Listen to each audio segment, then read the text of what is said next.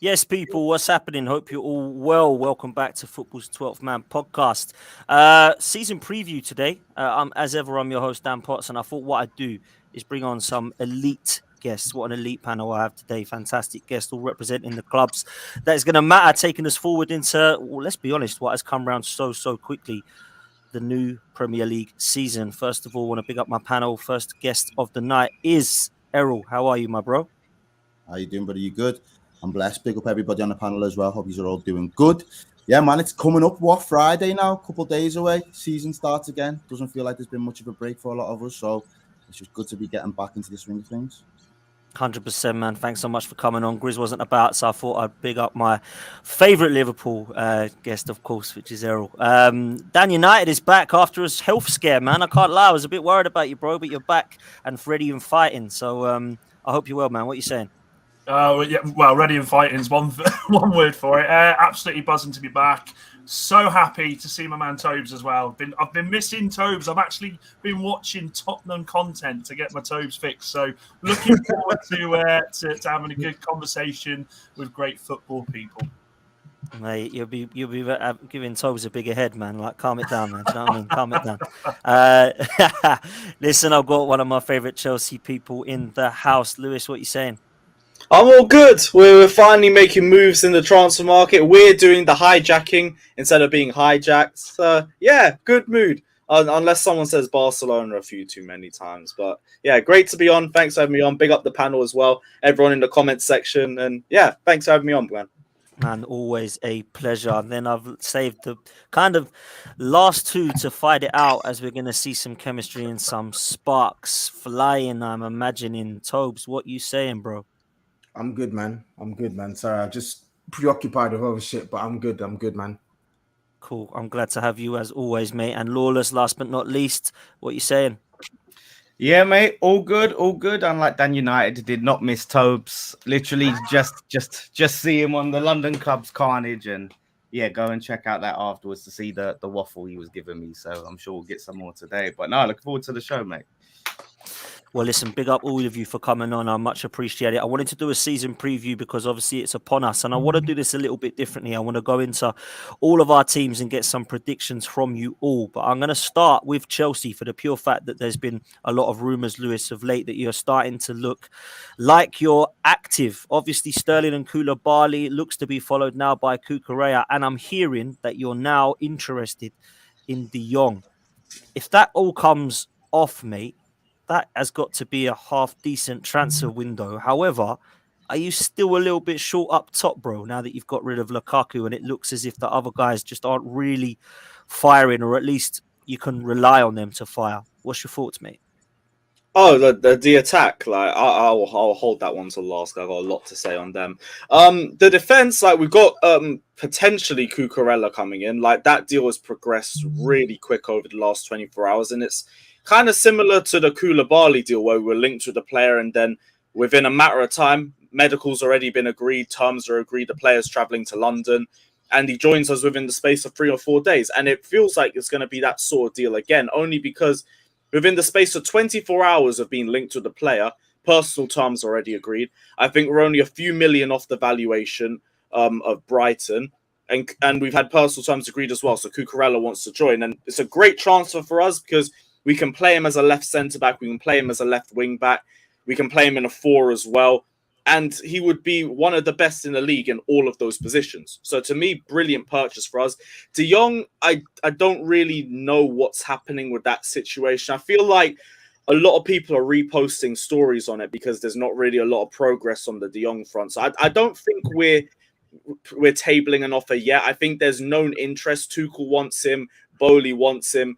But we're not really going to make a move unless De Jong says that he wants to leave. And until then, I feel like everything we just hear is just recycled news. Just they change the words around and everything like that because there's just no more updates on the story and they want to keep the story fresh. So it's an easy way of doing it. So I think Cucurella is definitely happening. De Jong I would love. I already said we need a midfielder with incisive passing and De Jong gives us that. Can play in a 6 and an 8, but I need to see the likelihood of that. I feel if there is a deal that happens, it probably happens closer to deadline day. On the attack, like Lukaku's left. Werner is very close to leaving, which is like, thank the Lord. But we need players coming in too. And we're not really linked with a lot of attackers. There was Ronaldo links, but Tuchel said no, but Bowley kind of wants him. So there's a bit of an impasse on there. I keep saying, like, I want Wilfried Zaha. He's got 1 year left on his contract. He could play anywhere in the front three. And other than on the left, he would be our best player.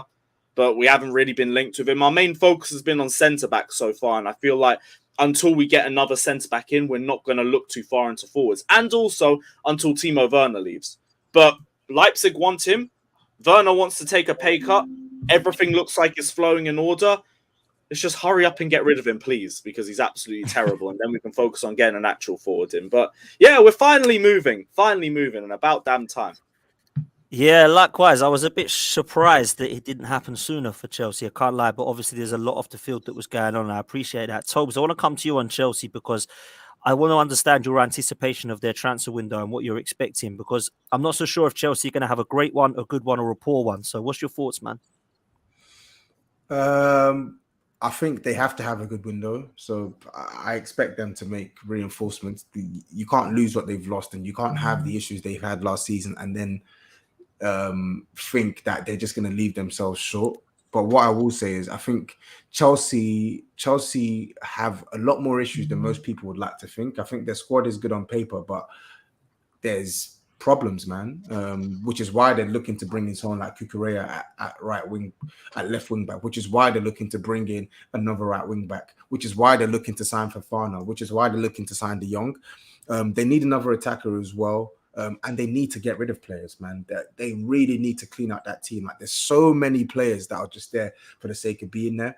So many players that their fans have gassed to the moon over the past couple of years that just aren't good enough at this level. They're not good enough. They're not levels. So I think they've got a big job on their hands to get in my opinion.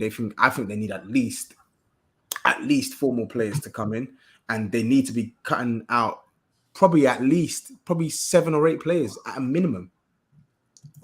Yeah. And our biggest problem for this season is that there's too much work for us to do, especially at this stage in the window, which is why my expectations aren't really that high. Like, if we stay top 3, like, I think that would be a really good season from us in terms of all the work that we need to do, and potentially a domestic trophy. But we need a lot of forwards, and we also need to get rid of a lot of forwards. Our 2 of our 3 best midfielders have 1 year left on their contract, and we haven't begun negotiations yet. Our wing-back depth, Azpilicueta and Alonso, both want to go to Barcelona, and we need to get rid of them as well because they're not really good enough at this level anymore. Respect to Azpilicueta and everything, but his time has come. And with that in mind, if Azpi goes, we've lost 3 centre-backs, and we've only replaced 1 so far. And even with that, Kepa could be leaving, and that's our substitute goalkeeper out. And I'm not even too sure on Mendy right now because he's come back to pre-season and he's been worse than he was towards the end of the season. So to me, I'm thinking, am I really taking your only competition away from you so you could potentially be even more complacent? There's a lot of areas of the squad that need to get sorted out, and I do believe a couple of them will get sorted. We'll sort out the defense, we will get a wing back in, and we should get a forward in. But I still feel like the depth might come back to haunt us in certain areas of the season. So it is just another top 4 race. Yeah, I see a lot to do, if I'm honest with you. And I'm not just saying just from Chelsea. I think Manchester United will come on to in a minute. I think they've got a lot to do. I still think Arsenal and Tottenham aren't done yet. West Ham, likewise. It's mad how much like everyone's still saying they want. I've heard most people say, I need 5 more players coming in, or I need at least 4 players coming in.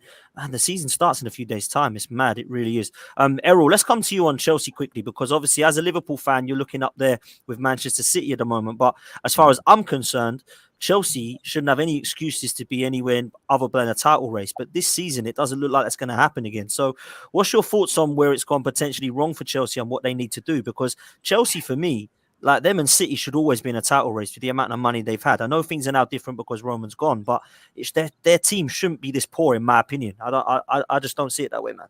do you know what? I don't even think it's about them being this poor. I think that the squad has just become overly bloated over the last couple of seasons from a Chelsea perspective. Now, when I look at it, this is therapeutic hearing a Chelsea fan speak so candid about his team and the deficiencies that they've got as a squad, because they've taken on they've had to inherit a new owner to the club. But this guy is one of the guys in the comments says there, Spanger says he hasn't got a clue what he's doing.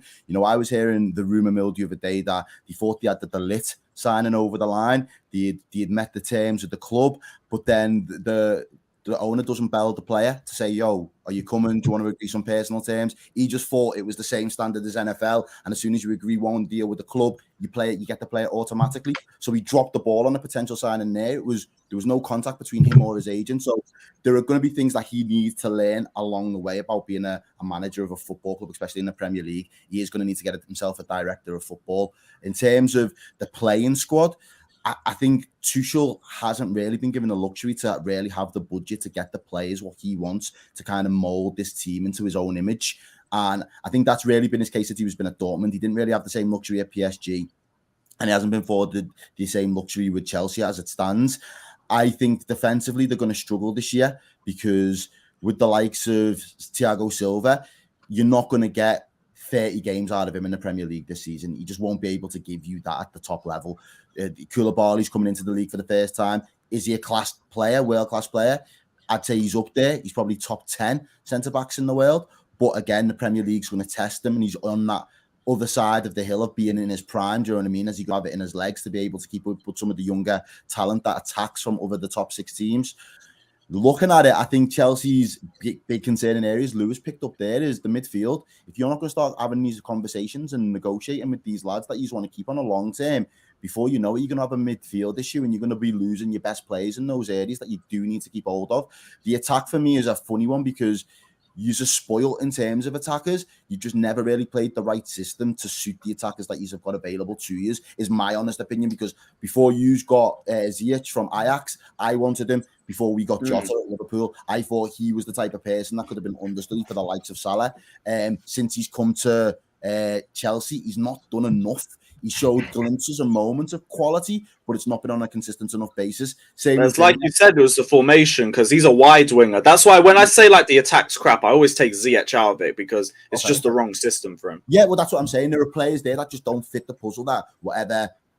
And it's what I was saying about Tuchel. He hasn't picked a squad in his image yet. He hasn't been able to develop a squad in his image. Tuchel's project is not similar to Arteta's project or Erik ten Hag's project right now. Those two managers are going to be managers that get to pick their players in the same way that they want to see the game be played, whereas Tuchel's kind of working with the tools and resources he's been given. The likes of Werner, I know, another one as a forward option that as a Liverpool fan we wanted before we got Jota as well. So I can't sit here and say, I think he's crap, because I think the lad has got qualities. Would he be playing better under the Jurgen Klopp system? I don't know, because he just doesn't seem to have the confidence for me to cut it in the Premier League. So Chelsea should, as you said, Dan, should be, with the money and the riches and the depth that they've got, be in a title challenge, because I think this is the longest they've went since Roman was around, that they've not been in one or won a league title. So it's going to be a definite transition season for them, definitely. Yeah, 100%, man. And before we just move on I want to move on in a minute to Manchester United and then start doing the rounds. But I just got to pick up St. Louis on Chelsea, man, because I really feel, and I said this on Matisse's channel on London's Come Carnage with Tobes and Lawless, I really think they've missed a trick in terms of some of your youth players, because I've seen some of them come through and really do well. And then it seems now all of a sudden you need a new defence. When Mark Gay, he's gone and done well. Tariq Lamptey's gone and done well. Obviously, you've got the likes of Livramento, who's gone to Southampton and done well. Do you think perhaps Chelsea need to look a little bit closer to home at some of your youth prospects before you have to go and buy a complete new back four again? Yes, but like a lot of the problems that have been mentioned about Chelsea, you can't really point any fingers at the current owners or anything, because it was all the old regime. Like, we talk about the squad and the money that's been spent, and yes, Chelsea should be competing with that money spent, but you got to look at the people in charge of that. Like Marina, who was in charge of transfers and negotiations, never really spoke to the managers, just picked the players that she thought would be best for or who the board thought would be the best for us, which is why also with the fact that we keep sacking managers and bringing in new managers, we have a bunch of players that fit a bunch of different systems. Like 6 players signed in the Lampard era, 4 players signed in the Sarri era, another 4 in the Conte era. You've got players that fit a counter-attacking system, a possession-based system, a pressing system, and they all just don't mesh up well together. It's because we never actually stuck with a manager. So we have a bunch of different players that fit a bunch of different systems. The Cobham thing, I understand as well. And I think we're starting to get a hold of that because now we're selling players with buyback clauses. We're selling players with first refusals. We're actually giving ourselves some sort of bait to be able to pull the player back if they start to perform. But I understand from the player's point where it is really hard to try and break into this Chelsea squad. And there's also much easier options for you in terms of going to a club that's lower down the table, getting much more game time, much more experience, and showing your case there, as opposed to just waiting at Chelsea and trying to get an opportunity. To me, like, Cobham was always used as a way to build up transfer money, either in loan fees in terms of selling players. And I don't mind that being the case as long as you can actually still pick out the gems. And if the gems want to leave, add the buyback clauses, add the first refusals. When De Bruyne left, when Lukaku left, my problem wasn't the fact that they left. My problem was the fact we didn't put any of that in place. So they were just gone and there was no way for us to bring it back. Now we're starting to do that. Like, Mark Gay's gone and he's balled out and we could have done with him and everything. That's fine. But like, we got first refusal on him anyway. So if a club goes in for him, we can decide to hijack that if we choose to. So I'm not really as fussed with it now, but I get the points. Like, we should be in a much better position than we are now. But it's more the old regime that's to pay for it. And I don't mean Roman. I mean more Marina and the board. Roman just left them to do it themselves. Yeah, fair play, man. I think that's a very honest assessment on your club at the moment, man. Fair play to you. Dan United, I've got to come to you, bro. Like, all I hear is Man United rumours. Every day I hear Man United rumours. They bore the hell out of me, Dan, because nothing happens. All I hear is rumours. You want Anthony. You've wanted Anthony for 6 weeks. You've wanted De Jong for about 6 years, it seems like. You wanted Lisandro Martinez and you paid ridiculous amount of money just to get him so that no one else could. That's a hell of a lot of money for him. I think he's a good player. But 60 million for a player that, you know, let's be honest, is obviously a risky player. I look at some of the other links. Obviously, you've got Eriksen in, which I think is a good signing, to be fair. I know he's of an age that some people might question, but I think he's one of the, like, you know, good things that's happened to your transfer window. But talk to me about what's going on at Manchester United and how much kind of faith you have in the Ten Hag process, bro. I've got a lot of faith in the process. The thing for me, this whole De Jong situation, it feels to me that we're seeing our first real battle so early on in Ten Hag's, you know, tenure between him and the board. He's not got a plan B, C, D, E, F, G, all the way through to Z. He wants De Jong. Now, he said that to the board. The board have gone out there, and I'm not even going to get into Barcelona because, again, like Lewis said, it's just unreal how Barca are doing what they're doing. But it all seems to boil down to this pay, I believe. I know De Jong said he doesn't want to leave, but he's not going to. I don't think he is going to come out and say he's going to leave, is he? It's, at the end of the day, he's playing for one of the biggest clubs in the world. Doesn't want to look like he's ratting it. But I actually think what you spoke about there with Eriksen, and we're seeing it with Malacia, we're seeing it with Martinez, regardless of fees. What Ten Hag's bringing in is players with the right character, with the right mentality, and we're seeing that throughout pre-season. Little shots of him bollocking David De Gea for choosing to whip the ball upfield. He's so intense with the players, and actually, I'm really, really impressed. I'm really impressed because we haven't had that for such a long time. Ollie was just a yes man. Ranić never, ever got it going with the players. The players didn't like him. I actually think that Ranić was done dirty, to be fair, because he come out at the end of the season and said exactly what was wrong with this club. And it seems like as soon as he did that, he was bombed out the back door. With regards to the signings and Anthony and De Jong, which I think, to be honest, they're the only two we'll go for if we get them over the line. Part of me isn't as concerned if they don't come for the next 2 or 3 weeks. And the only reason I'm not concerned is because they're two players that have played under Ten Hag. They know his system. I know when you bring a new player in, the first bit of it is you have to get the player understanding your philosophy on the ball. The second bit is when you bring them in and get the players around them. Well, Ten Hag's already got the philosophy with Anthony. He's managed De Jong, so I'm not overly concerned. And I still do believe that this Chelsea story, I still think that's come up to try and get United to dig deeper in their pockets. But other than that, it's one of those situations where I actually do believe we're in the same situation as Liverpool was when Klopp went there. Klopp went there, inherited a team that was nowhere near fighting anything, had to work, had to bomb a load of people out. United are doing that at the moment, but the only problem being that we pay too high wages to some of these players that if we want them to go out, it's going to have to be on loan. We're going to have to pay some of their wages. So it's an interesting season ahead for us. I'd like to think that the United fans are smart enough to not call for any major decisions in the first 6 months. This guy's going to have have the opportunity to push and work for it. But then the other side of it is the Ronaldo farce. Now, for me, Ronaldo, I think, has got the biggest egg on his face in the world right now because he's come out and said, I want to leave. And he's expecting Madrid, Chelsea, Bayern Munich. He's expecting all these big clubs to come and say, we'll have you. But none of them want him. None of them want him. He's 37. It's as much as he is a world-class player, he dug us out a few times last season. I get the feeling that teams don't want him anymore because of that whole age situation. I mean, for me, if he doesn't play much this season, I'm not going to be too bothered because I think he's shown himself to be quite an idiot. You look at the fans booing Maguire in Sydney and Perth, I think it was, because of last season. You've got a player who has come out and said, I don't want to be here anymore. I want to go. He comes out against Rayo Vallecano and it's like he's a frigging hero. They just forget. So Ronaldo's got egg on his face. I think he's got a lot to prove to Ten Hag. And in Ten Hag, I think we've got a manager that won't take any bullshit. And that's what we positive for this season. It's going to be a really, really long old season, but it's one that, dare I say, for the first time in 5 years, I'm really, really excited for.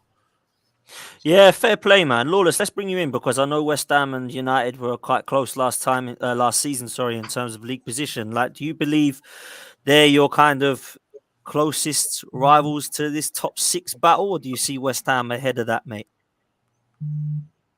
What a question. You're on mute, bro. You're on mute, bro. Oh, yeah, no, like I've said before, I think their position is, or that's a cup that we could potentially challenge with. I think their position is most at risk in that top 6 this season. I mean, Ten Hag could come and pull out some magic and get them firing and challenging for a top 4, but I think there's a long way to go, I think, for Man United, and I think there's a lot of problems within that team, not just on the pitch but off the pitch, that's got to be addressed. And I think there are still some of the same problem players there at the club, that when they had the whole unrest and things like that. So obviously they could go and pull out a madness in the window, but yeah, I do think that if we're trying to get into that top 6, Man United, out of all the clubs I'm looking at, are the ones that are most vulnerable. I see what Dan's saying about, having a manager like Ten Hag, which is a big opposite to Ollie, who is going to come in and not take any shit and, put his foot down. The issue is sometimes that backfires because we live in this unprecedented era of player power. And sometimes where you push the players a little too hard, they push back and they'll put their foot down, and it comes down. You can't sack a whole squad of players, but you can sack a manager. So it's going to be interesting to see how he manages those delicate egos at the club. But yeah, I feel like unless their surprise package, we don't know what they're going to be, but if I'm looking at any of the clubs right now that we could finish above and we can get at, it's Man United for sure. With the attitude, sorry, Dan. Just with the attitude, Dan. I kind of feel like United have lost a lot of those players that were causing the major issues. The Lingards, the Pogbas, the leaks that were coming out of the club earlier. Well, towards the end of the season, there was talk it was Lee Grant, it was Dean Henderson. I kind of feel like a lot of these players now that have got Ten Hag in there, I actually think it's the other way. I think they're looking at them and thinking, this guy's here, he means business and he's not taking any shit. And actually, for me, I think the only person I feel that could really rock the boat would be a Ronaldo. I think Ronaldo kicking his toys out of his pram, not happy. If he doesn't start the first 3 or 4 games of the season, and let's be honest, I think Ten Hag has the personality to say, Martial's done the business for me in pre-season. He's looked sharp. He's playing with a smile on his face. I think he's got the balls to do that. Now that's the only person that I could see really rocking the boat there. The rest of them, from what I've seen, and don't get me wrong, I've not been to every training session, but from what I've seen, I see a group of players that seem invested in an idea. I never saw that with Ollie. I saw a group of players that knew they could do what the hell they wanted, have an easy life. I saw a group of players with Ranić the second he walked in that turned around and said, I ain't playing for him, he hasn't got a clue. I think that is the most important thing. If you bring a manager in where the players look and go, okay, actually, I'm invested in this, that's half the battle won. And I do think he is a strong enough personality. I get what you're saying about you can push it the other way. I think he's a big enough personality, and he's worked with the right type of players, be it with Ajax, be it under Guardiola at Bayern. I think he's the right personality to deal with that, and that's something United haven't had for such a long time. They haven't had a manager who can deal with these personalities, with these traits. So I want to bring Tobes in a minute, but Lawless, like what West Ham have done this window. What is it about your business that believes that you are going to be right up there in the mix in terms of European football again? It's not necessarily like just, it's the business we've done so far. Like I genuinely believe by the time the window's closed, we will have, I don't know, I can't say we'll have everything we need, but I think we'll have enough. And I think when I look at what we did last season, super thin squad, going deep in Europa League, quarterfinals, Carabao, all of that stuff. Like we played a lot of football with a thin squad, and now we're going into this season with a much deeper squad. We're signing some quality players. I think having like Antonio was run ragged with not just all of our games he was played last season, but Jamaica as well. Now we've got Skamaka in to take some of the burden off of him and hopefully, add to the goals. So I feel like it was so close between the two of us last season. It was literally 10 seconds at Old Trafford was the difference between us finishing 6th and 5th, 6th or 7th, sorry. So I feel like this season, and obviously they'll probably be a bit better, but I think we'll be quite a bit better as well. And we're playing in Conference League, which shouldn't be as much of a taxing competition as the Europa League was, is my opinion. So yeah, those are some of the factors.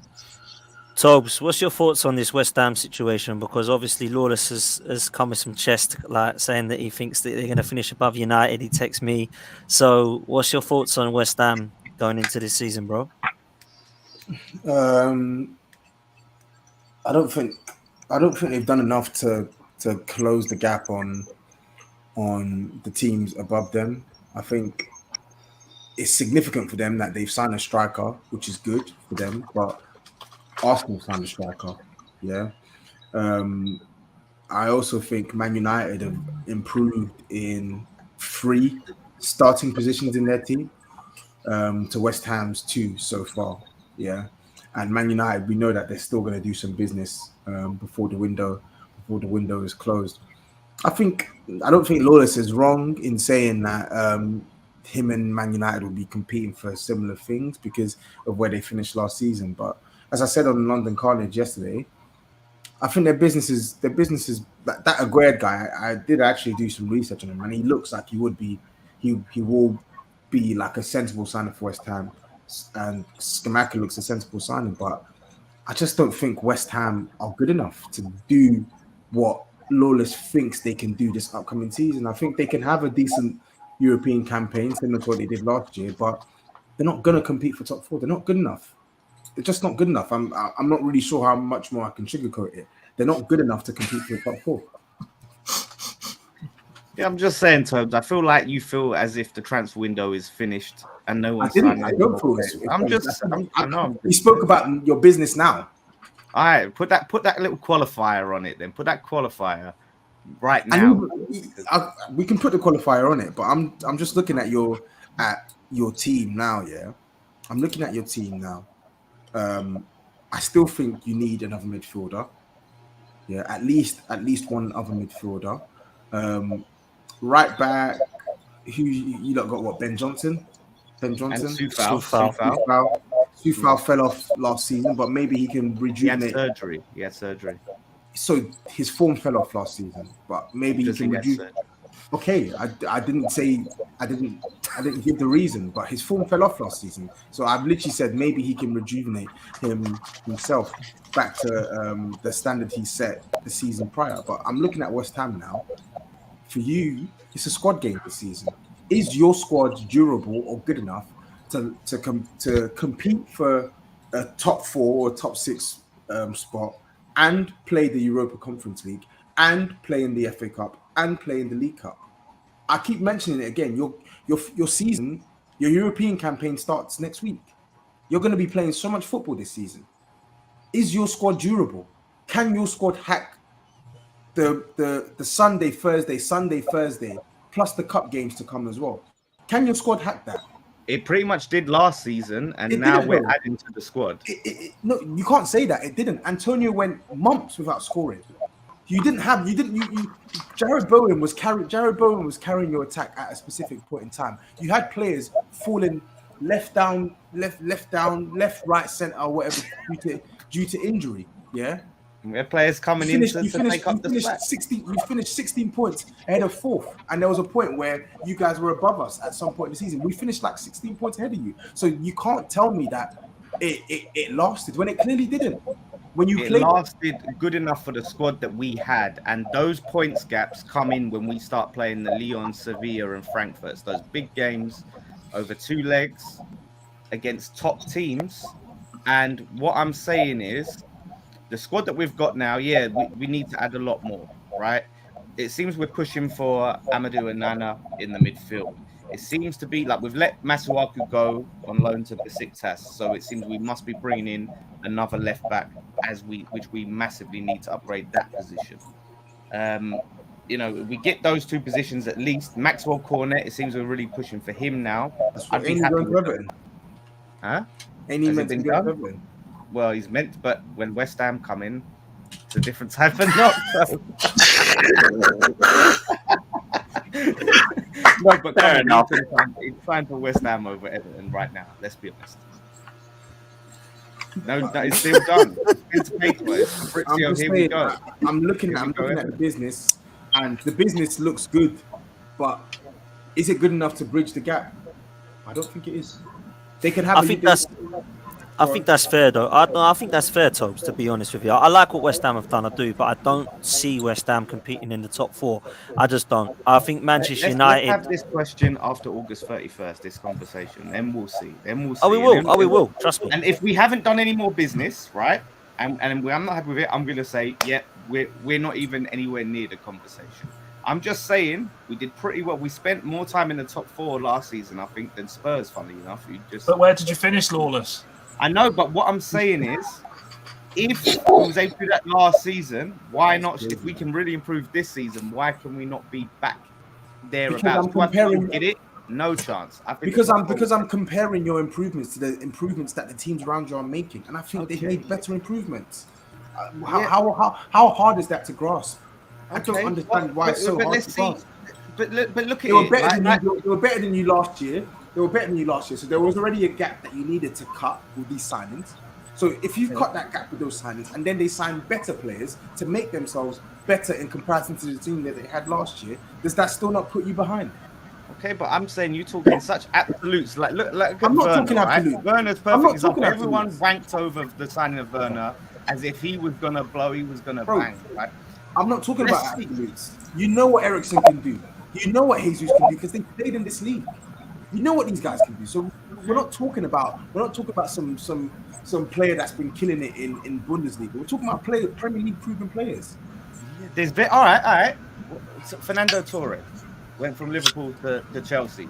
He was finished though. That injury. By the time he had that injury, he was finished. Don't ask me again. One Prem team. I'm going on mute, man. What? Just because you're good for one Prem team? I'm just saying, Tobes, right? We've signed a lot of flops. It's the same. No, Everton was good. Lukaku was good for Everton, but went to Man U was shit. Yeah. There you go. Went to Chelsea. Come from there was shit. It's not always like, it's Prem proven. It's Prem proven. So he was good at this team. He's going to be good at that team. No, that's not how it works. I'm just saying. Yeah, you're right, but you've just signed 2 players from foreign leagues, and you're telling us how good they are. But then you're basically telling us that the players that. I'm not saying. Am I speaking in absolutes? Am I saying that we're going to do this, that, and the other? I'm saying there's a chance that we. It's good to be back. Okay, and I'm saying that there isn't a chance, but because of the way I'm saying it, you also know you're talking in absolutes. I don't think West Ham are going to challenge for top 4. I don't see that happening. That's my opinion. But I'm not facts. I don't think we'll get top 4. I'm not saying I think we'll get it, but I'm saying we could be there in the runnings like we were last season. That's what I'm saying. Everyone's trying to improve their teams, right? But we've got to see what the players actually, how they're going to fit into the team. Fair. There's going to be a lot of variables that we have to consider when we're talking about this is not going to happen, no chance, right? That's all I'm saying. You're talking about the odds are like 1 to 1,000 the way you're talking. Let's put money on it then. Well, listen, let's wait till the end of the transfer window. Why wait? Let's put money on it. Let's see the transfer window close. Let's see when the transfer window Why closes. does the transfer window need to close? Because I don't think there's any, in my opinion, I don't think there's any player you sign that gets into the top 4. So I can put the money on it now. Yeah, but this is the thing, Tobes. Like you always looking at like the obvious players. There's gems out there to be found. Right, There's gems. Like, look at the players that we've signed. You weren't even looking I give up. I don't like. Nah, Tobes. You talk from a place Speaking- of like, I'm the expert. You know what I mean? Just to say, speaking of gems, we just signed Carney Chukwuemeka from Aston Villa. I don't get Just why out of nowhere. I don't get why he signed for Chelsea. It's ridiculous. Hey, What he is was that, linked with Barca, and Barca got hijacked, so 1-1. They can hold that. They're the senior anyway. Because Tobes don't because they don't pass the Tobes test. That's it. They're never going to be good. They don't pass the Tobes What are you talking test. about? I said I don't get why he signed for Chelsea because he's sick. What are you talking about? He needs to play. He's gonna. Right, but I just wanted to add on to my point of you're too much where you're like, oh, this player don't look like he's going to get you there. This player, squads get you places, right? It's how you build a squad of players and how they come together. Yes, and there's and too you many as a squad- times where you talk about these players, this has to pass the Tobes test. Like Bullshit. only players that you've heard Bullshit. of and you Because know about. That's not true. I've heard of Scamacca. I've not watched him week in, week out, but I know enough of Scamacca to think that he's going to be a good signing for West Ham. Okay, but if You we told me- sign players that you don't know about, all of a sudden it's like, I don't think you've signed a player that's going to help you get. I to didn't this say that. level. I said your squad is not good enough. You're talking There's rubbish surprise again. packages. You're talking. I don't care about surprise packages. Sign whoever you want. Your squad is not good enough. Your squad is not as good as Chelsea's. Your squad's not as good as Arsenal's. Your squad's not as good as ours. And your squad's not even. Man United are in the mud. And your Transfer squad's window's not not as good as theirs. done. That's what I'm So- saying. Let's So see. what are you saying here? 31st of August. I'm not a football snob. I actually watch other leagues, so I'm not one of these guys who's just going to rubbish players who haven't played in the Premier League. You're just talking out your ass because you know your squad's not as good as these guys' squads. You know it's not. I'm just West saying, Ham, West August Ham are facing an uphill battle already. You're already behind. So the only way you can make up ground is to sign players that will genuinely elevate you on a similar level to these other teams. And right now, your squad is not at the level. Your squad's not as good as Man United. I'm just Am I saying, lying? August Am I lying? 31st. Is your squad as good as Man United's? What right now? Yeah, but our squad is more cohesive Is your than Man squad? United. Our squad's more Yes or no together. question. There's Is your squad as good as Man United's? man for man, probably not. But there's so Is your many squad as good as variables you don't Chelsea's? even look at. Is your squad as good as Chelsea's? Is your squad as good as Spurs? Is your squad as good as West Ham, Arsenal? If the answer is no, then stop telling me I'm talking in absolutes when I say that I don't think you're going to finish in the top 4. It's a team sport. Stop. You can have waffling, 11 great Stop players, waffling. but if You're they can't waffling, come bro. together as a team, You're waffling. You don't like the I'm fact that I'm ruling you out of. My opinion is ruling you out of a position that you truly don't believe you're going to get. Because I'm if you just believe saying you're we gonna could get it, do you what put we your money did down. last Put your season. money I'm where not your mouth saying is. we're gonna get it. It's like you telling me, oh, Spurs aren't going to win the league. Of course they're not going to win the league. It's like you telling me Spurs aren't going to challenge for the league. Why would I be offended by that? We're not good enough to challenge for the league. We're not good enough. But what I'm saying is, Toes, when I look at what we did last season, why can't we be back there last season, in and around the conversation seventh. for a while?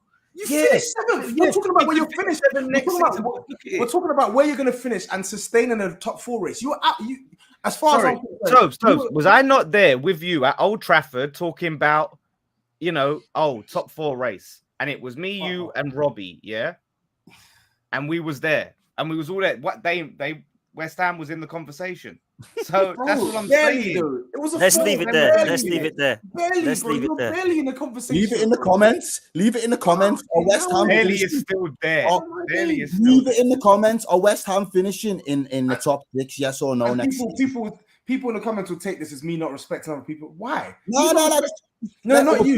Yeah, No, this isn't respecting my opinion that I don't think they're going to finish in the top 4 or sustain a top 4 challenge. Why is my opinion bad, but his opinion good? Why?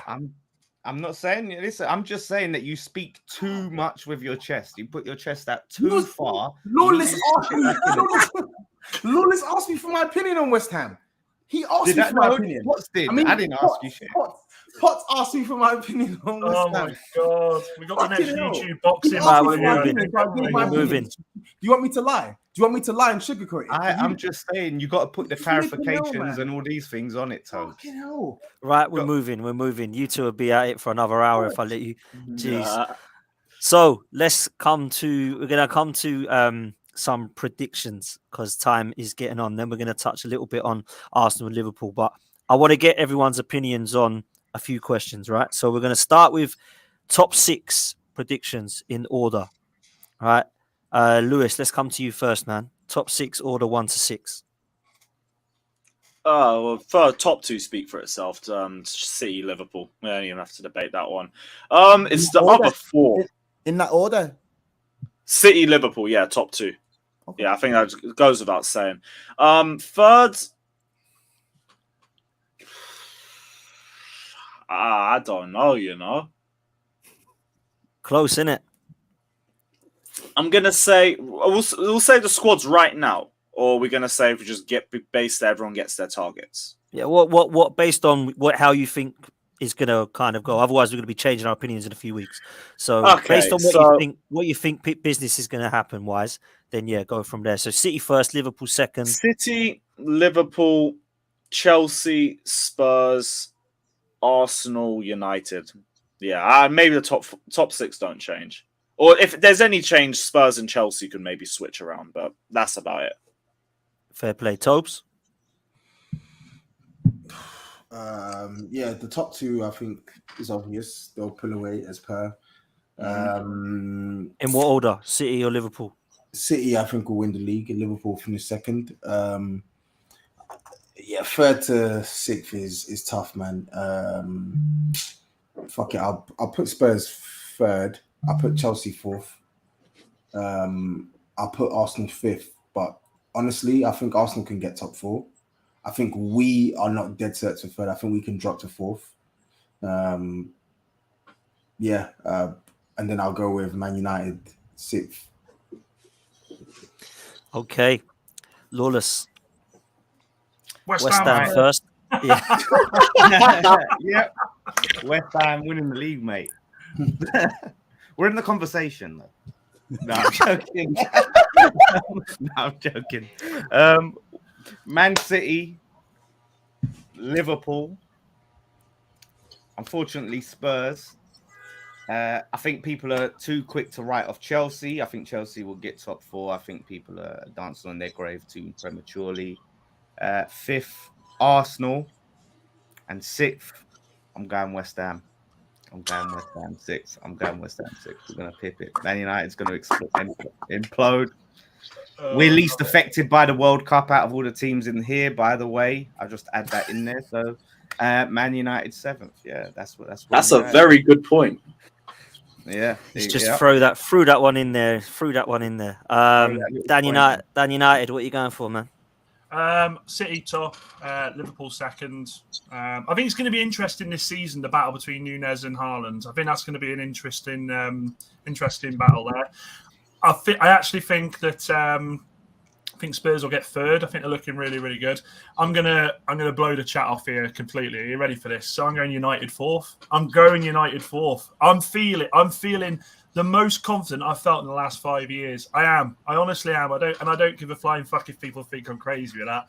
I will go Chelsea 5th and Arsenal 6th. Wow, starting to see some difference now. This is what it's all about. I like that. Errol, what are you going for, bro? All right, so it's obvious that I'm going to go for Liverpool to finish top, yeah? But it's not just out of blind red-tinted glasses. I think from a title challenge perspective, goals win you games, which is what Haaland's going to bring to City, which is what Nunez is going to bring to Liverpool, but defences are going to win you titles. I think we've got more depth in defence than Manchester City currently have.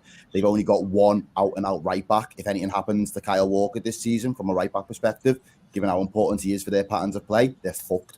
They're fucked on that right-hand side if he goes injured for a long-term period of time. And likewise, with them getting rid of Zinchenko, they've only got Cancelo playing on that left side as well. They've got 2 quality centre-backs The other two are good squad players, but you don't want to rely on them for a too long a period of time if needed. Edison's one of the top 3 goalkeepers in the league, but he's not imperious. He's not unbeatable. So there will be teams that cause him problems, and he causes a few problems himself sometimes. So I think it's the defence that we need to look out for. I think as long as our defence, and again, provided that we're talking about how we think the game will go at the end of the transfer window, I think our defence is pretty airtight. I think the fact that we've got Konate now into his 2nd season, we know what he was capable of last season as well. He's a beast. He's a beast. I think he's up there.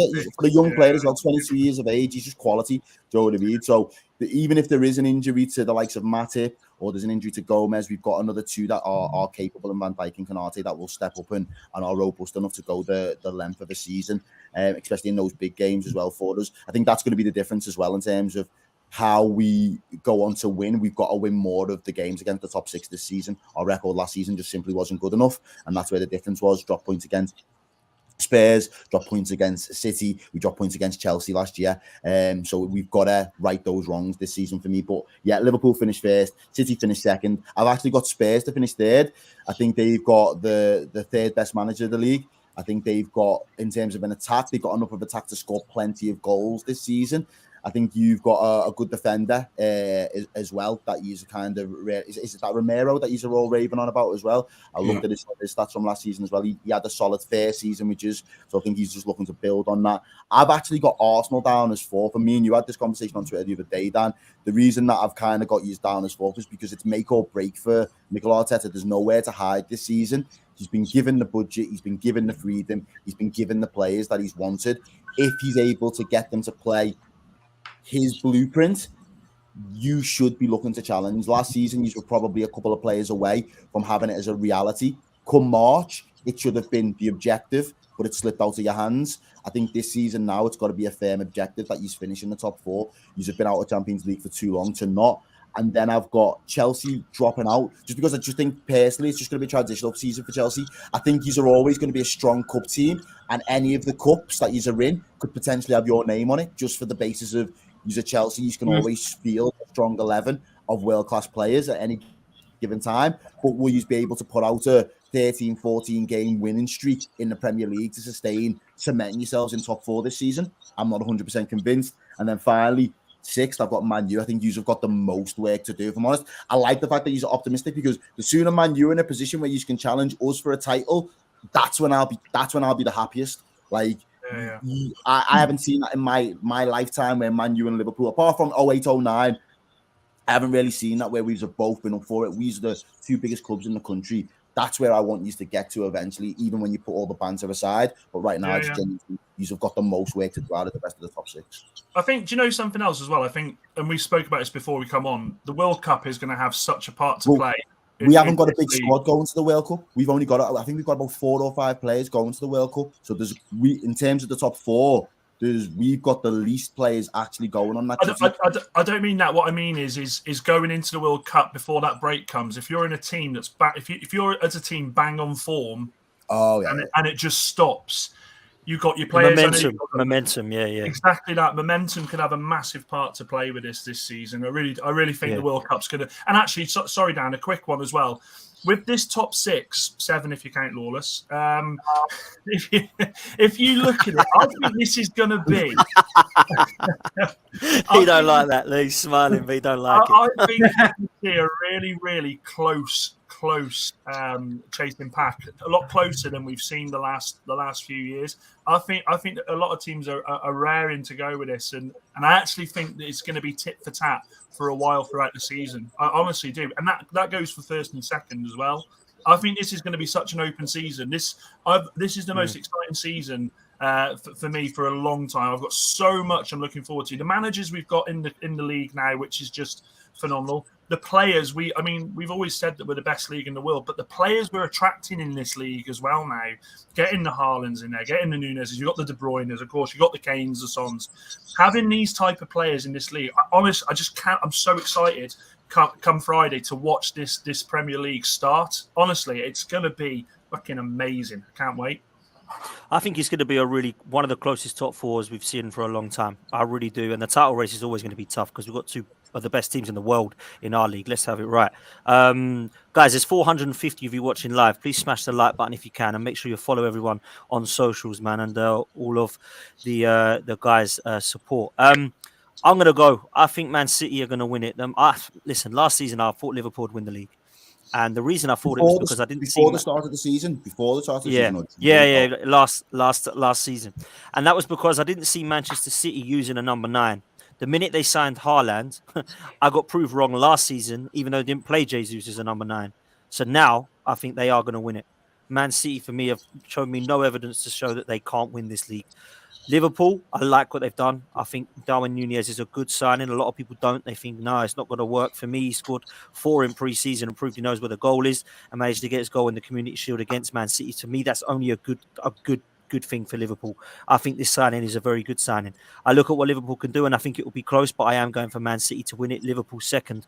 I'm going to go for Antonio Conte's Spurs in third because I just believe that with that elite manager, if he can get that side into fourth and now be backed, he's only going one way and that's forward.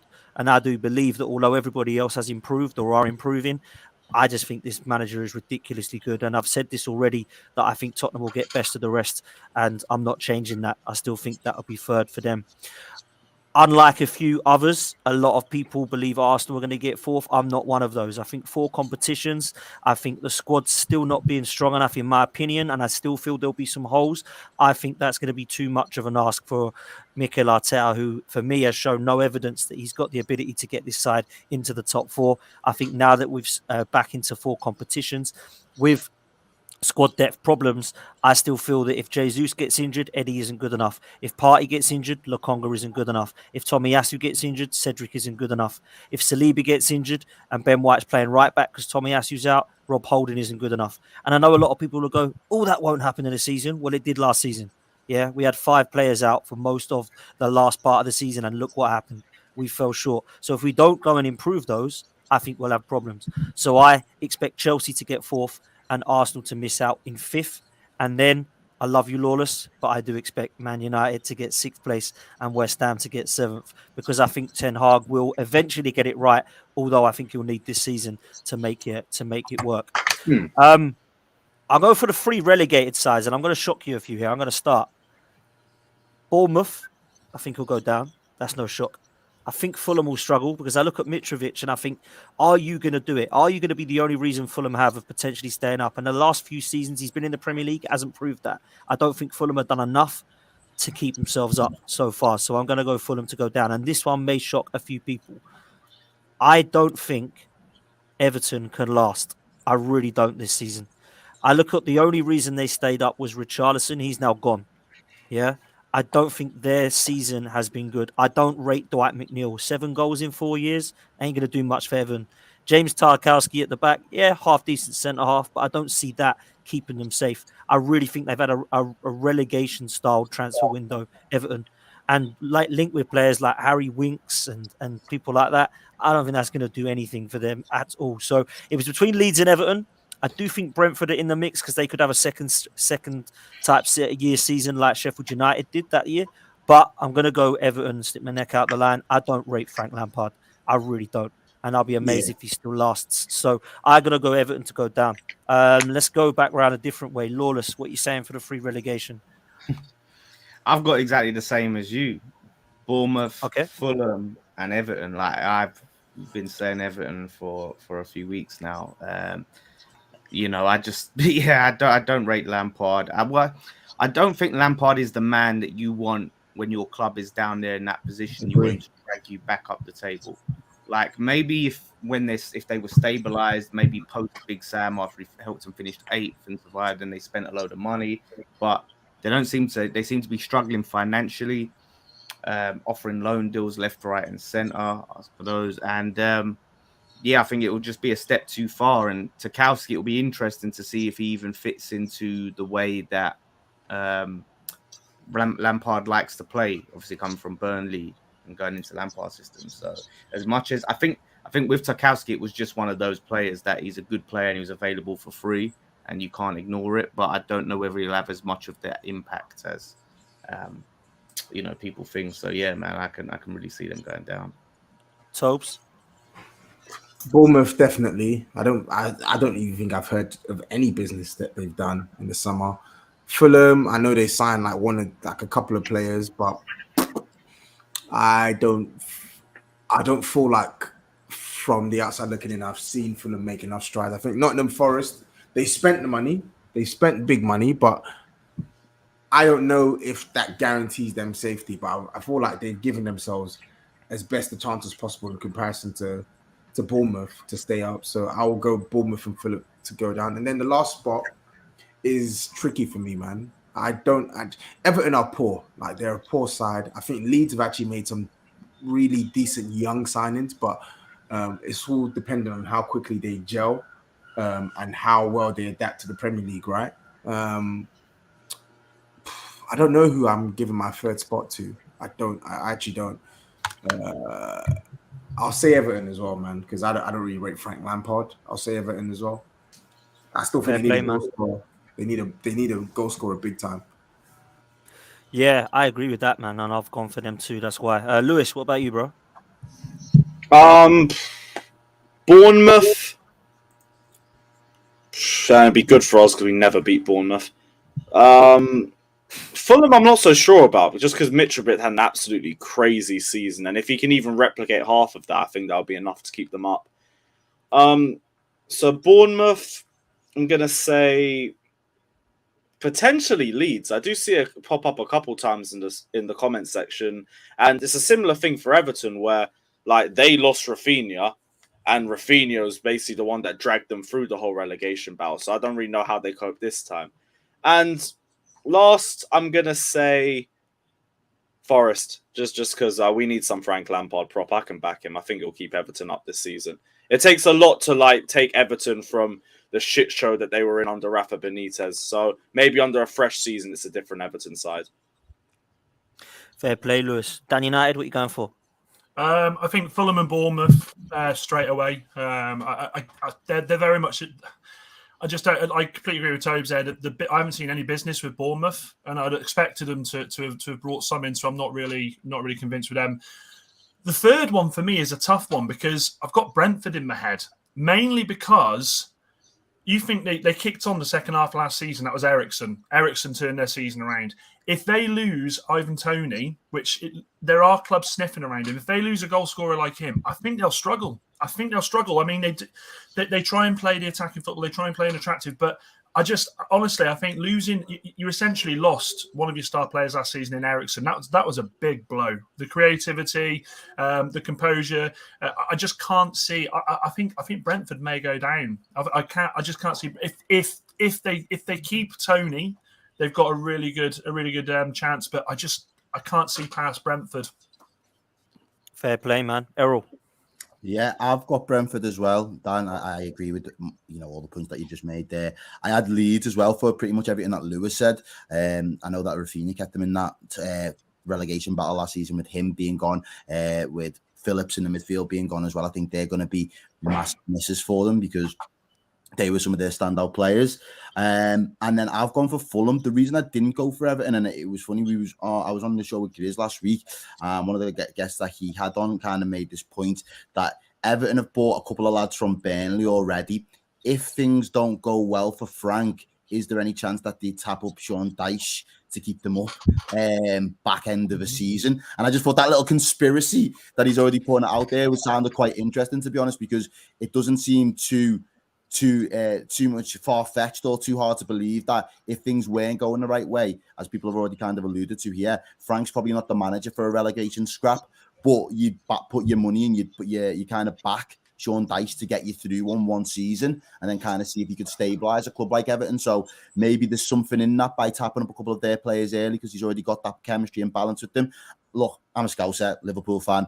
I would love nothing more than Everton to go down. At one point last season, I didn't want to allow myself to believe. I allowed myself to believe he was going to win the quad more than Everton were going to go down. But there was still the possibility that come the last day of the season, Everton could have went down and we could have won the quad. So in the event that Everton can go down, and sorry, Errol, 1 second, man. Oh, sorry, I was going to say Tubbs has got to shoot off, but I was going to say thanks to him, but carry on. He's gone. As I say, in the event that we can win a title and Everton go down, I think that'll be the greatest season on living record. Yeah, I, that's I reckon you're right. I reckon. Imagine if that happens. Oh my God! Why does Liverpool win and Everton go down? Christ, that'd be amazing. Listen, last thing to do before we close. I want to know what everyone sees as their best signing of the window so far, and their worst, and the one that you think is going to flop. So let's do a quick fire round. Lewis, let's come to you, man. Best signing and the one you think is not going to work out, mate. Oh, we've only made 2. No. I meant in general for all clubs, not just Chelsea. Okay. Yeah. Okay. Best signing.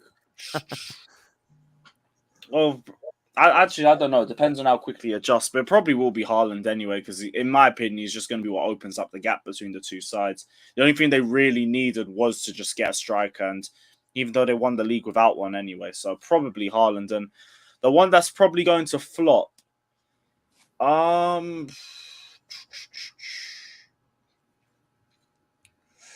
think actually I haven't got one off the top of my head right now. Come back to me on the flop, because I haven't got one just yet. I'll say it now, Richarlison. That's mine. I was going to say him, but he was going to be off the bench, so I didn't really know. Is he going to be a flop? Where does he fit into a Spurs side? I don't see where he fits in at all. Actually, he's £50 million, isn't he?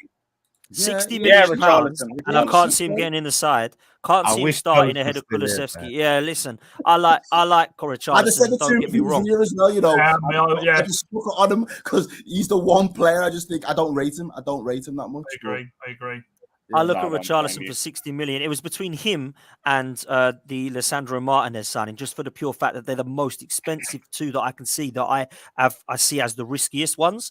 So it's fair enough. You can say like, so and so might not be a great player, but he costs them 5 million, so it doesn't actually matter. It's not a huge risk. For me, a flop has to be someone you've gone out there like a Lukaku, 100 million ain't worked. A Paul Pogba, 100 million ain't worked. For me, 60 million, 100 million Grealish. For me, Richarlison, 60 million. I can't see him getting ahead of Kulusevski. He's definitely not getting ahead of Son and Kane. So he's going to come in as a bit part player. I just don't really see that it's going to suit him. Now, I'm not saying Conte is not going to get the best out of him, but that was the one that I put as my flop. The signing for me is Haaland, but the flop is Richarlison. The problem, though. Richarlison and Conte. Conte does not take shit, and that's where else I say I think this could really end badly. Yeah. I think they'll fall out. I think they'll fall out so much this season. I think it's got to be one of the biggest wastes of money in recent. I mean, obviously you say Grealish, but I think for sheer who he is and where you're buying him to play, it's ridiculous. It's completely ridiculous. He doesn't get in. He maybe plays Champions League, when they've qualified and Euro and League Cup. But I don't see where Richarlison starts. He's not starting ahead of Son, not starting ahead of Kane. Kulusevski was quality last season when he come in. I don't understand it, honestly. For him. Do you know what I'd equally give my signing of the season to, though? Basuma. And I'm looking at that from a Liverpool lens. For 25 mil to get a centre mid like him, I know Arsenal to and from whether he was the right person, was it worthwhile getting him? But I just think he adds real quality to that midfield. I think he would have done well in our Liverpool midfield as well. So from a Liverpool business perspective, out of all the players that have been available and have signed deals, he would have been my signing to enhance our squad. But yeah, I stand by the flop really in Richarlison. For me, I know the big marquee signings in Haaland and Nunes are going to be there as well, but they're easy money, them aren't they? That's fair play, man. Anyone not going for Haaland as a signing? No, not for me. Go on, Dan. Also, I'll go Koulibaly because we wanted someone to replace Rudiger and Christensen. We got an upgrade on the pair of them. Genuinely, I do believe, and this isn't even me trying to hype him up, he will be in a conversation with the likes of Diaz and Van Dijk for the best defenders in the league within the space for a few months. He's been at Napoli for way too long. Way too long. Every time Does I watch the age him, not worry you, Lewis? I'm not saying it should do. Did the age not worry you? A new league? Is no risk there? We signed Thiago Silva 2 years ago. And he's 37, 38. For me, I feel like defenders, you can age like wine, especially when you have that level of elite quality about you. And for me, Koulibaly, all round excellent. He hasn't got a flaw to his game. Left footed, right footed, can play left side, right side, can drive with the ball. His passing's good on either side, aerial threat, everything you want from him. So that could be a potential for signing of the season too. I'm going to go the other way in mine. I actually think it's a really smart piece of business for what they're trying to build, and that's Nick Pope at Newcastle for 10 million. I think he is such a good signing for the money he is. A guy that's played so many times in the Premier League. He is so consistent, and I'm really excited to see what he's like in a team that isn't a Burnley, lobbing the ball up the field, trying to take the attack in. I think it's a cracking bit of business. 10 million, I do. Good show. Lawless.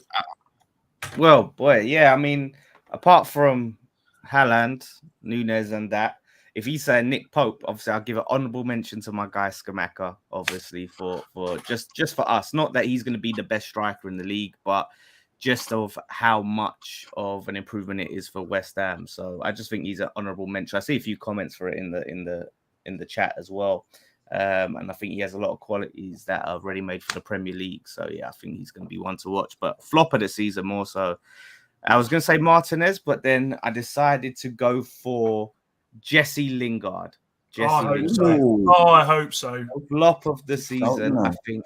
The way that he carried himself. Hold on a minute. What? You're coming for him for flop of the season after telling me for weeks you wanted him at West Ham? I said for weeks we were in for him. What? Listen. There's the qualifier. There was the qualifier. What's happening? Right. No. Listen. Look at the way he carried himself. Right. How's them lemons, Lawless? How's them lemons, mate? Teasers all over the place. Where am I going to sign? Who am I going to sign for? What's going to happen? Like, built himself up. Took pre-season, and I said this, and it was there. There's tweets online. I said the big problem with Jesse Lingard is he's taken a holiday during pre-season. He's not showing himself to be serious. If he was serious, he wouldn't go and say, "Oh, I'm gonna wait till like this date in July to decide my club." It's like, no, you would have been in there trying to get that done ASAP, soon, even before your contract was up. You would have been trying to negotiate with clubs, but no. He sits there, he waits, he starts dancing all over the world and all of that stuff, which is fine if you want to dance. But listen, this is your career, mate. This is it. You're 29 years old. You're going to be 30 in December. You need to make it happen now. And now he's gone to Nottingham Forest. He's on 200 grand a week. Lots of fanfare. They're thinking he's gonna ball out for them. I think he's potentially going to upset the dressing room. I don't think he's got it in him for a relegation scrap. When the backs are against the wall, when the chips are down, is he that sort of guy that's going to be like dragging them through the mud? I think not. So what a stupid move to make as well. With the World Cup coming up, you'd think he'd be wanting to sign for a club the right end of the table. You're telling me that he's going to have the opportunity to showcase his ability when he's going to be playing for a team, regardless of what people's thoughts are. Nottingham Forest are not going to be in the top 10. They're not. It's going to be a battle down there. So for me, if you're a player that believes in his own ability, we all know that about Jesse. He believes he is one of the top. Go into a team like Forest. I just don't see where he is going to be able to showcase the ability that he has. He believes in his bank balance. That's what he believes in. Listen, man, it might be an unpopular opinion, but I think he'll do all right, man. I think he'll do all right. He's done well at West Ham. He's done well when he has had time. He signed a 1 Listen, year. it might go wrong for him. I don't like the guy. I can't stand him, to be fair. But if it goes the way I expect him to score a few goals, to be fair. Does anybody not believe Haaland to be top scorer? Whoa! What kind of blasphemy is this, bro? I just how are you gonna, based on evidence? Let's just take the evidence that's come before us so far. My guy's won 3 out of the last 4 golden boots, as you know. Mm-hmm. Like, he is up there. He is going to get past 20. It's almost guaranteed. He had Cancelo on the ropes the other day, and Cancelo's a quality left back as well, but Cancelo looks shaky in comparison to him. Mo Salah is going to come back. When you originally broached the question, I was actually going to answer. I thought you were talking about our respective clubs. I was going to say, tying Salah down, as much as one point it was starting to do my head in, that's probably the biggest bit of business we've done, because it guarantees that we're going to keep that allotted amount of goals, 35, 37, upwards of 40 on each season. He's going to be in the mix. And the thing is, if he has someone the way Son did, the way Aubameyang and Mane have done in the past, and now Haaland to push him on, and Nunes within the mix as well, every time he's been pushed on by somebody, he outperforms them. And that's where I feel like So that's you go for why. Mo Salah, yeah, Errol? You go Man, for Mo it's Salah. Gotta be Salah. I'm gonna go Haaland. I do think he'll get it right. City.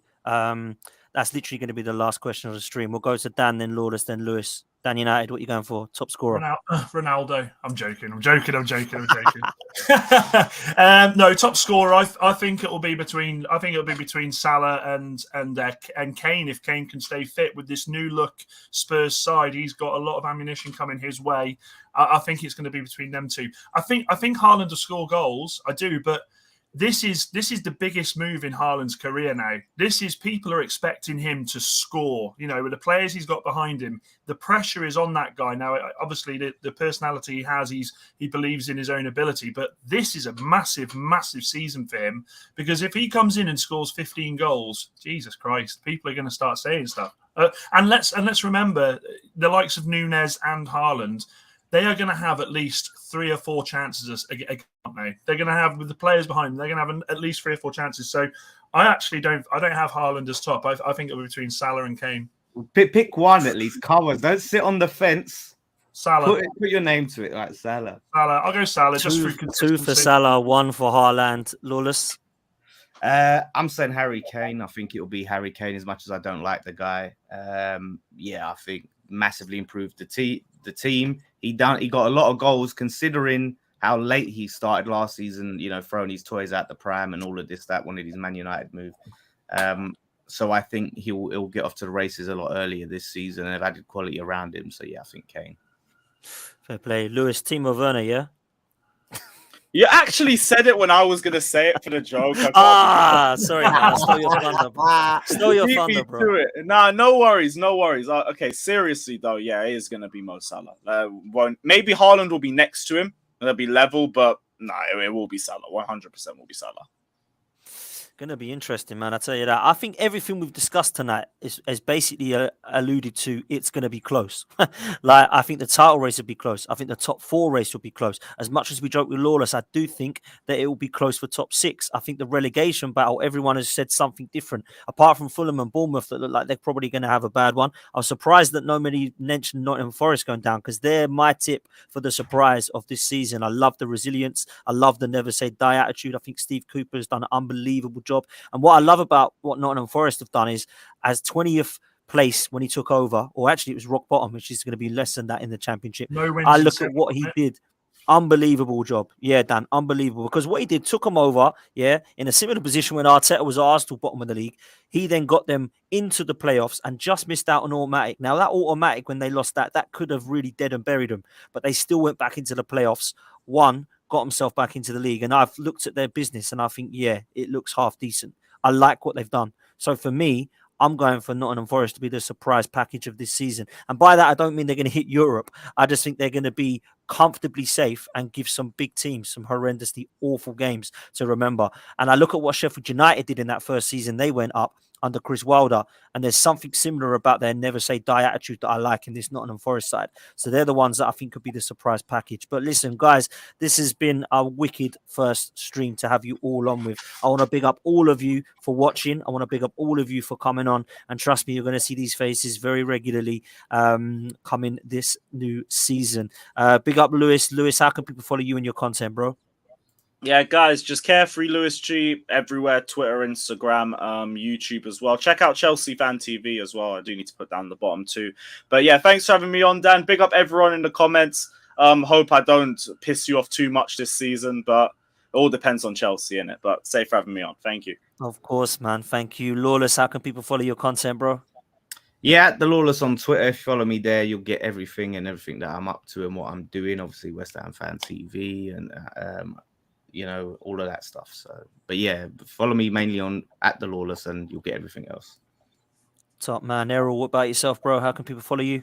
Yeah, handles there, Solitaire Side Up on Twitter. You can find me on the Redmen TV as well, and I'll be on some streams with Grizz Khan, no doubt, on his channel when the season kicks off as well. So keep up to date with everything on Twitter. It's where I'm most active. We could appreciate you coming on, bro. And last but not least, Dan United. How can people follow you, bro? At Football Want and Footballism, that is what I want on Instagram. Honestly, absolute pleasure being on here tonight. First time I met Errol, absolutely loved it, mate. Loved the way you articulately explain Liverpool's season ahead. Dan Lawless, honestly, my hero, absolute hero. And actually, mate, there should be more football fans like you. I tell you what, you stand there with your sword and you'll go down with your shit, mate, and I appreciate that. So, but massive big up to all of you. Enjoyed it. Thanks very much. No, thank you so much, Dan. And thank you all for watching. Please smash a like on this video on your way out. We need to get these likes up. Please subscribe to the channel if you haven't done so already. Tell everybody about it. There's going to be a lot of faces that you recognize on this channel throughout the season. There's going to be shows that we're bringing to you starting next week after the season starts. And you're going to see a lot of these people on it. You're going to see a lot of others that you'll recognize. And we're going to be talking all things football. Until then, guys, take care. Smash a like on the way out. And we will see you next time. Take care, guys.